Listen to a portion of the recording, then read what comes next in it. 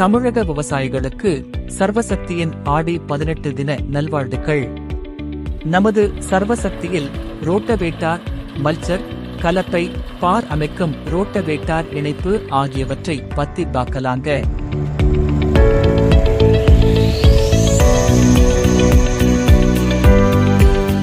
சர்வசக்தியின் தனித்துவமான டிசைன் கொண்ட மல்ச்சர் தற்போது விவசாயிகளின் ஆதரவை பெற்று வருகிறது. குச்சிக்கட்டைகள் மற்றும் தென்னை மட்டை இரண்டையும் நொறுக்கலாம்.